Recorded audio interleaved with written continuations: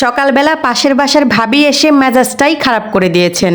আপনি এসেছেন, বসেন, দুজনে মিলে 2 কাপ চা খাই, গল্পগুজব করি। তা না করে তিনি এসে খুব সিরিয়াস মুডে আমাকে বলা শুরু করলেন যে ভাবি, এই পর্যন্ত ছাত্ররা যা করেছে ভালোই করেছে, তবে এখন দেশ যে কিভাবে চলবে সেটাই ভাবার বিষয়। দেশ চালানো এতটা সহজ নাকি? এই পোলাপানগুলোকে দিয়ে কি আর দেশ চলবে? এখনো ভালো মতো কোনো জিনিসের দাম কমাতে পারলো না, তার উপর শুনতেছে যে বাড়িতে বাড়িতে নাকি চুরি হচ্ছে, ডাকাতি হচ্ছে। এখনো পুরোপুরি দেশ থেকে অন্যায় অবিচার দূর করতে পারলো না। আমরা নাকি স্বাধীন দেশে আছি, তাই এ কেমন স্বাধীন দেশ বলেন তো ভাবি? কথাগুলো শোনার পর আমি আর চুপ থাকতে পারলাম না। ভাবিকে জিজ্ঞেস করলাম যে ভাবি, এই যে আন্দোলন শুরু হয়েছিল এটা কতদিন চলেছে বলেন তো?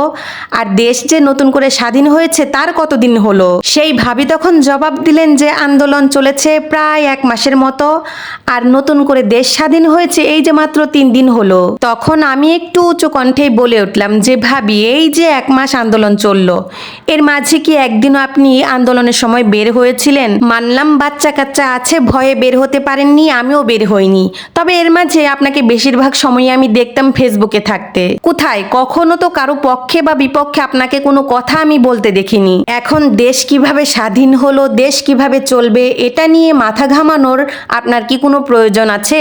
আমি আপনি তো আর দেশ স্বাধীন করতে পারিনি। যে পোলাপানের হাত দিয়ে দেশ স্বাধীন হয়েছে তাদের হাতেই দেশ চলবে, ওটা নিয়ে আপনাকে এত চিন্তা করতে হবে না। সবাই শুধু আমাকে বলে যে তর্ক করে বোকারা, তর্ক করা ভালো নয়।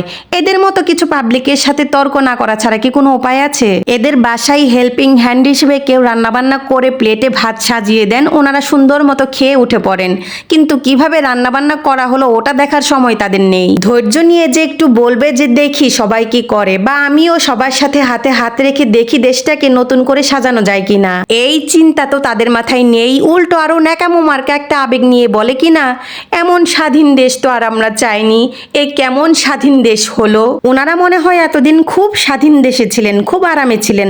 তা ভাবিরা, যদি আপনাদের মনে হয় যে আপনারা এখনো স্বাধীনতা পাননি, এর থেকেও আরামে থাকতে চান, তাহলে এক কাজ করেন, কোনো কষ্ট করতে হবে না, দেশের হয়ে আপনাদের কোনো কাজও করতে হবে না। আর এই যে ছোট ছোট পোলাপানরা এত কষ্ট করতেছে তাদেরকে কোনো সাপোর্টও করতে হবে না। আপনারা ব্যাগ ট্যাগ গুছিয়ে স্বাধীন একটা দেশ খুঁজে সেখানে চলে যান, সেখানে খুব আরামে থাকতে পারবেন। কারণ এই দেশে থাকতে হলে তো জনগণের হয়ে কথা বলতে হবে, প্লাস জনগণের সাথে হাতে হাত রেখে কাজ করতে হবে। আপনার দ্বারা তো আর সে কাজ করা সম্ভব না। আর বাকি রইল পোলাপানের হাতে দেশ গড়ার বিষয়। এই পোলাপানের মাথার বুদ্ধি আপনার থেকে 10 গুণ বেশি। এমনিতেই ওরা এতদিন মেধার জন্য লড়াই করেনি, বুঝেছেন?